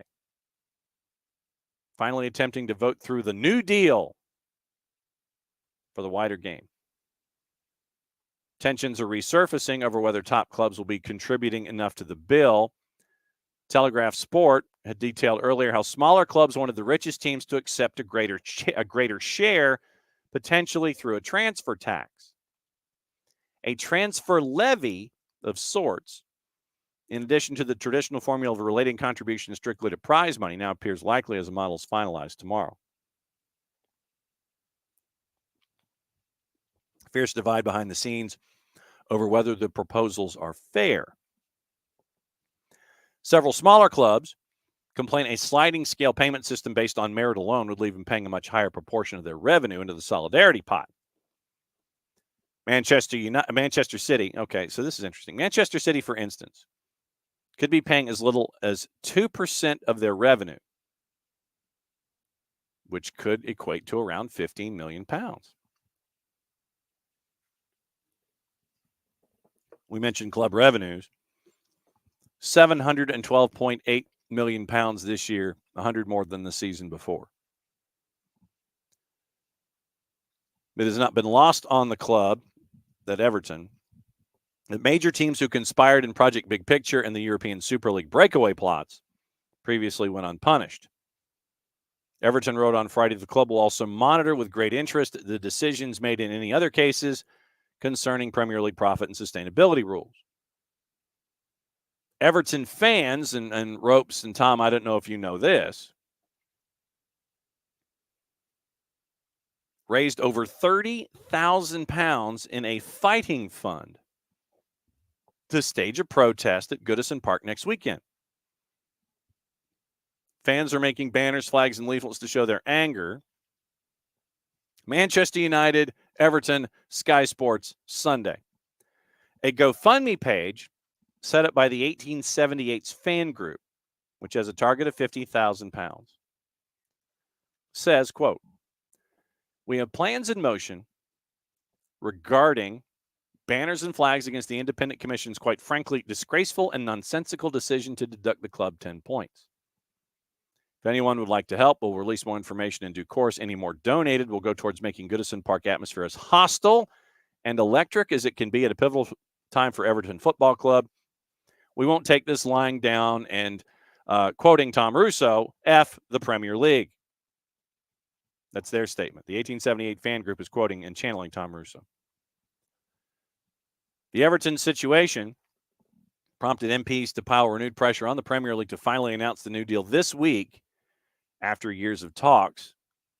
League's main priority is to ward off a more restrictive model under the new independent regulator in English football, outlined in the King's speech earlier this month. Dame Carol Dinenage, chair of the Culture, Media, and Sport Committee, said the verdict illustrated that the status quo cannot continue. Most likely scenario remains the model for paying for the new deal remains strictly merit-related rather than connected with any transfer tax. United, City, Liverpool, Chelsea, Arsenal, Spurs have often been at odds with other clubs over how the new solidarity system should be paid for. Last year, they were outvoted after initially proposing those playing in Europe should not have to contribute more, and each club's contribution should strictly mirror their Premier League income. Small and medium-sized clubs successfully argued then for income from Europe, particularly from Champions League, to be part of the equation, still a feeling that the wealthiest teams should be paying more. Telegraph reported on Sunday how top clubs are also set to be handed a greater proportion of prize money, with the existing 1.6 to 1 ratio increasing to 1.8 to 1 from 25 and 26. So basically, it is going from it's 5 to 4. No, 1.8. If 2 is 8, so it's 18 over 10. So it's 9 to 5. A ratio of 9 to 5 in 2026 instead of the 8 to 5. So it goes from 8 to 5, from 8 to 5 to 9 to 5 in the proportion of prize money. So 1.6 to 1.8 to 1. Also on Tuesday, vote on fast-tracking a ban on loans between associated clubs. And this is big because of the whole Ruben Neves thing. Right now, Neves is in the Saudi Pro League, and there's interest, I want to say, by Liverpool to get him from the Saudi Pro, but that would mean also doing business with Wolves, because Wolves loaned him to Saudi Pro. Saudi Pro would be then loaning Ruben Neves back to Liverpool. So what happens in a situation like that where, hey, a club goes to a league outside of their own? Hey, we like that guy. Well, what's it worth to you? Well, I don't know. What's it worth to you? And then you'd have to deal with the circling back of the player into the Premier League. So that's what you're staring at. Clubs also expected to be updated on the league's negotiations for a new domestic TV rights deal after executives began the tender process last month. So you got that going on. Happy birthday, Tata Martino. May you celebrate with them all back.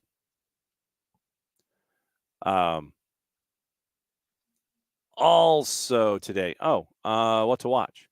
We got to get into what to watch in addition to all of the other things. Wrexham's FA Cup match going to be shown by the Plus in December. So keep an eye on that. Ansu Fati's firm on his next season's preferred club, Liverpool and Spurs. Interested in signing Ansu Fati, currently on loan with Roberto De Zerbi in Brighton. City's playing a U-turn on Erling Haaland's release clause with new deal talks. City now want to increase the buyout clause. No shock there. Signed a 5-year deal when he arrived in 22. Rumors joining Real Madrid and Barcelona started the next day, basically. 4-letter paper last month claimed that parties were planning to negotiate new agreements in the coming months. Salaries $500,000 a week.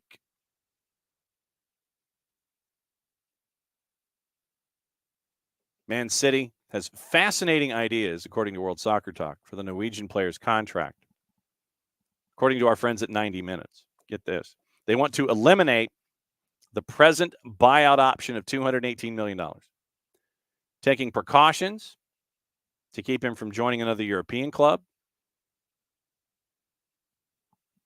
Rafael Pimenta, Haaland's agent, put up a fight recently when they wanted to negotiate better terms for him and remove a release clause.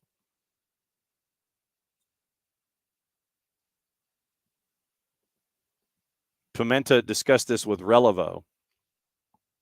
Clauses into his contract, it's only Man City, Erling, his father, and me knowing the details of the contract. Other clubs don't know anything about that, no one.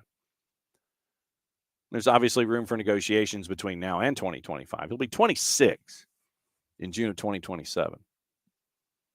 One of the club's highest paid players, getting $26 million a year. You sit there and he's one of the most highly paid players in the Premier League. Well, duh. Something else for Bart. IFAB is contemplating a major offside rule change for next season. So in Reffing Down here tomorrow, Bart, we'll discuss this. Newly proposed rule is said to align closely with the recommendations put forth by us and Wenger. And Wenger has, he has had some ideas as to how he wants the offside rule changed. Offside regulation updated with VAR, clarified in recent years, mostly unchanged for decades. So the Wenger law, in accordance with the current IFAB regulation, IFAB offsides defined any part of the head, body, feet near the opponent's goal line, then both the ball and the second last opponent. Basically, if any part is off, he's off. Underarm region is the only section of a player's body that may be considered offside. Wenger is the current acting FIFA president of Global Football Development, and he has proposed modifying the offside rule. Wants to loosen the rules for strikers so goals aren't called back for minor infractions that provide no meaningful benefit to the defense. Reported by Marca, Wenger wants the rule changed so that the attacker's complete body must be in front of the final defender for a goal to be scored. However, Wenger wants the regulation clarified so that an attacker whose foot is slightly offside would be not called offside. New offside regulation will be tried out for the first time in Sweden's U21 and U19 women's leagues. Both the Netherlands and Italy committed to testing out the Wenger law in the future. According to the proposal, modification will be implemented in time for the 24-25 season if it receives approval. First introduced the revised offside rule to IFAB back in 21, testing occurring in the lower tiers of Chinese soccer leagues the following year. So I'll add that to Reffing Down here, Bart. The Wenger law and what it could mean.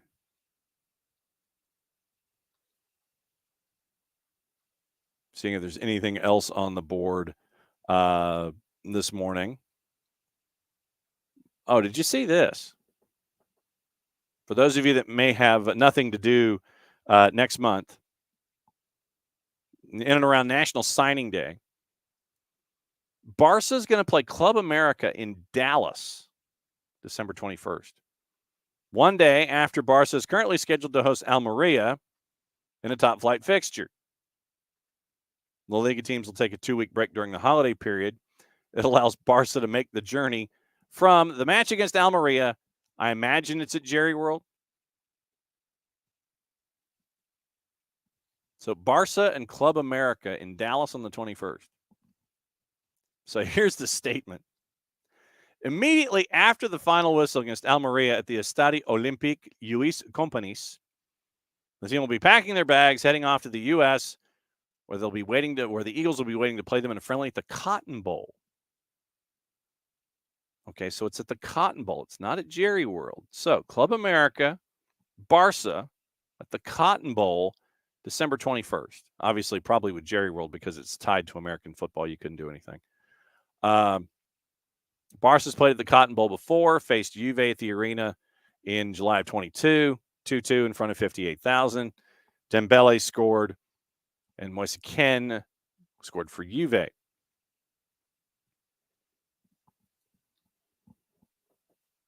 Barca is likely making the move to play in Dallas next month to help raise money, to help out with FFP. Come up with creative ways to ease their financial woes, selling small squares of the Camp Nou grass and halting Barca TV, which is always a disappointment. December friendly will help ease their financial problems. Reported that the match with America will likely generate around $5.5 million. Club has claimed that the proceeds from the friendly will go towards victims of Hurricane Otis, the storm that struck Acapulco back in October. So we'll see what happens there. I wonder if writing something off would help out with FFP as much as having that kind of activity would help out with FFP. If you can sit there and say, well, maybe if we write it off, then something will happen. Carlo Ancelotti. Speculation Ancelotti will be heading for Brazil, the where and the when.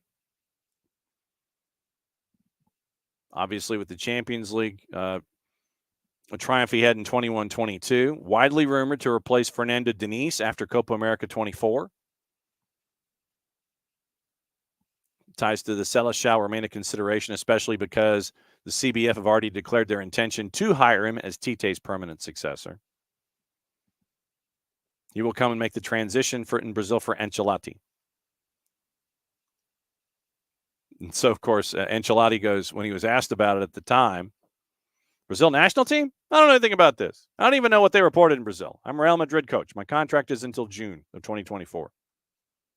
Now, Relevo is reporting, in an effort to prevent Ancelotti from leaving for Brazil at the end of the season, Real Madrid board is considering a renewal proposal that might last for 2 years. Florentino Perez sees Ancelotti as the finest option to lead the squad. As such, plans to propose a contract extension for him, thinking that if he gets another trophy in 24, he might decide to stay. 1-year deal, 12-month extension, so it's a 1+1 is what Florentino Perez is thinking. Seleção are offering a simple, direct agreement. Yo, bro, you want to coach? Cool, come on over. But Perez is thinking, we like what he does here. We're thinking of keeping him. We're thinking about it. We'll see what happens. I still think Ancelotti goes to Brazil. What to watch and where to watch it. There's a lot of that today. A lot of it.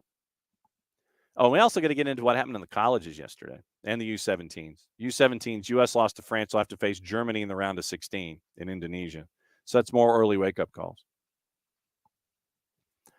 So today, the U17 round of 16 has already been started, 3:30 and 7 a.m. on FS1 and FS2. TNT and Universo have TNT. How about that? TNT on TNT. Trinidad Tobago USA is on TNT and Universo. La Liga is at 3 o'clock on the Plus. FIFA World Cup qualifying, your AFCON activity is on FIFA Plus, probably also on BN. At 11 o'clock, Gambia, Ivory Coast, Liberia, Equatorial Guinea, triple header at 2 o'clock, Seychelles, Kenya, Chad, Madagascar, Mali, Central African Republic for all of you true degenerates, and I know that you are. Euro 2024 qualifying is on at 2:45. Slovenia, Kazakhstan on Fox Soccer Plus. Fubo's got North Macedonia and England. That might be worth it just to see what the surface looks like. Albania and the Faroe Islands. Our friends at the Faroe Islands are at 2:45 on Fubo 2. I didn't know they had a Fubo 2. Paramount Plus, League Play and Nations League. Triple header at 2 o'clock. Quarterfinals, Panama, Costa Rica. The other quarterfinals on Paramount Plus at 9 o'clock. Peacock also has Trinidad, Tobago, and the United States. Telemundo app had the round of 16 this morning. VIX has your Euro 2024 qualifying, all 7 matches at 2:45. Liga MX Femeniles on VIX at 9 o'clock with Tigres and Monterrey. And since we won't be seeing each other until 9:05 tomorrow morning, FS1 has the Germany-USA match at 3:30 a.m. Mali and Mexico's on FS2 at 3:30 a.m. Argentina-Venezuela is at 7 o'clock tomorrow morning. So then you've got a lot of AFCON tomorrow. Wow. 6 matches on FIFA Plus at 8 a.m. And then 2, 4, 6 more at 11 a.m., 3 more at 2 p.m. All of those are on FIFA Plus. Fox Soccer Plus has Morocco and Iran from the round of 16. Soccer America, Boston Scotty. Soccer America has in there, and it's a subscription. And Jason got me hooked on this too. Literally, there is Soccer America. Here's your path. SoccerAmerica.com. News, soccer on TV. Lay them all out. Let's see. Is there anything else hyper early tomorrow morning? Yes. Telemundo app has U17s, Germany, USA, Mali, Mexico, Argentina, Venezuela, Morocco, Iran, both at 7 o'clock. And the U23 friendly at ussoccer.com. And the app is on when we are Oh, no, that Mali and Mexico, Tom, is U17 round of 16, 3:30 tomorrow morning on the Telemundo app. U.S. soccer, the U.S. friendly with Morocco is at 9 o'clock tomorrow morning. So when we're on the air, the U23 friendly with Morocco will be on ussoccer.com and the U.S. Soccer app. So obviously there's other stuff going on at like 2:45 and all that. But I wanted to get through because we always miss, because I'm adult, we always miss the stuff that's on early. If you sickos really want to watch some stuff at like 3:30 or 7 o'clock in the morning, that's 3:30 or 7 o'clock in the morning. So, yeah, socceramerica.com, news, soccer on TV. That's where I get it. But Soccer America is a subscription. And like I said, Jason got me hooked on that. He got me hooked on Fanatis, fntz.co/soccer down here. And that is what we are getting a lot of our stuff from. Oh, I forgot to mention what's going on in Who's What's-Its. I know that really specifies it. CONMEBOL. With CONMEBOL, we didn't get into that from the weekend. But after 5 matches, Argentina on top with 12 points. Uruguay's got 10. They've won their last 2. Colombia's got 9 points. Venezuela, they got 8. Brazil's got 7 points. They're 2-1-2. They've lost their last 2 matches. Ecuador's at 5, but they also have a 3-point federation decision for a points deduction, ahead of Paraguay on goal difference. The first 6 teams qualify for the World Cup. 7th is in the play-in. 5 points minus 3 in goal difference is Chile. Bolivia, 3 points, and Peru is at 1 point. Last time out in qualifications, it was over the late last week. Chile, Paraguay, goalless draw. Uruguay beats Argentina 2-0. That was big. Colombia 2-1 over Brazil. Venezuela and Ecuador a goalless draw. Bolivia a 2-0 winner over Peru. The number for Uruguay when they beat Argentina 2-0 is a plus 560. 560 in your Thanksgiving side dishes to make sure that Uruguay, that was a big number. Yes. Forza and Live Soccer TV apps. Yes. So that's also places to grab the information that you can when it comes to all these different things. I'm trying to see what other stuff is there before we go. Whoa, the mayor of Liverpool vows to back Everton over the points deduction. Liverpool is red and blue. Who knew that? Look at that. Tom, you got the mayor of Liverpool's backing Everton. That's good politics. That's good politics. Let's see. I'm trying to see if there's any other headlines before we get out of here. Oh, the England squad. Kieran Trippier has withdrawn from the England squad due to a personal matter. Will not feature against North Macedonia, training with 22 players before that match with Skopje, in Skopje. Trippier departed the Three Lions camp owing to a personal matter. Will not travel to North Macedonia. Had been dealing with a string of absentees. Southgate had Trippier's departure. 22 players train, joined by Declan Rice at the press conference on Sunday. North Macedonia head coach Blagoje Milevski believes his team will show a new face on Monday after losing 7-0 in June, having already been eliminated from playoff contention. Tom, only foreigners support the red side.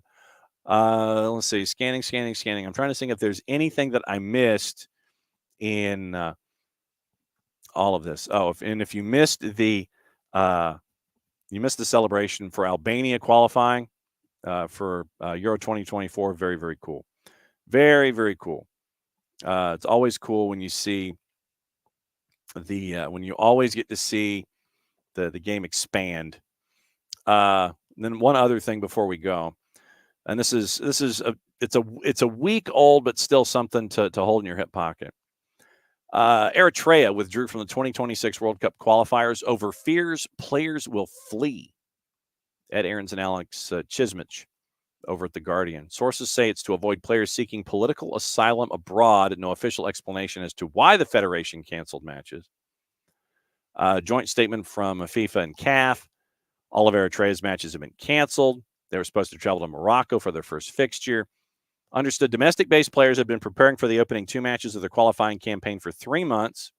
Some members are believed to have attempted to convince the Ministry of Sport and Culture to give the team the go-ahead to play, but it was refused by the Commissioner of Sport and Culture, who supervises the Fed. Main reason is to prevent players from taking advantage of the national team's overseas fixtures to escape and request political asylum from the oppressive regime of Isaias Afwerki, which imposes lifetime military service on many subjects. Since 2009, it's estimated more than 60 players have used their status as internationals to seek asylum, with the most recent case involving 5 female players who fled hours before their match against Uganda in the Council for East and Central Africa, again, CECAFA women's under-20s, back in November of 21. 7 male players went missing in Uganda after helping Eritrea reach the CECAFA Cup final for the first time back in 2019. They remain in hiding. 4 U20 internationals fled after a win against Zanzibar back in 2019. Haven't played a friendly against Sudan in January 20. Haven't played since a friendly against Sudan in January 20. And their most recently competitive game was a 2022 World Cup qualifier in September 2019. No longer have a FIFA ranking, not having played a match in the past 4 years. All fixtures having to take place away from home, due to a lack of a stadium. So keep an eye on situations like that. But sadly, that is not a surprise. Back at it again, 9:05 tomorrow morning, and we will discuss USMNT. We will discuss what else is going on. And once again, reminders. What do you want on the network on Thursday to listen to while you are sorting through your day? We've had, I'm going to post the fixing of the MLS All-Star Game segment. Soccer for Good OG has decided that she's looking for some soccer over theirs, especially with mascots and stuff with Wanda and Mauro Icardi and Bentner down here, those kinds of things. So keep an eye on it for that. On the show, go ahead and post it. I'll keep asking the question all week. And obviously on Wednesday, what are you thankful for? And all that kind of stuff. But Bart Keeler joining us 10:30 tomorrow to discuss USMNT, what happened with Trinidad and Tobago. We'll be kind of keeping an eye on the friendly for the U23s. That happens at 9 a.m. And we'll just see where the week goes. Once again, I think a lot of folks, I'm going to give the week off just so they can spend time with their families and not hang out with us. Of course, they're probably also on the road doing those kinds of things too. So for everybody here at SDH, thanks for hanging out with us for yet another go-around of soccer down here on a Monday. Reaction Monday. Let us know what you're reacting to all week long. Back at it again, 9:05 tomorrow morning. Mucha plata, y'all. Play it safe, and since it's the end of the show, it means I get to do this. We'll do it again tomorrow.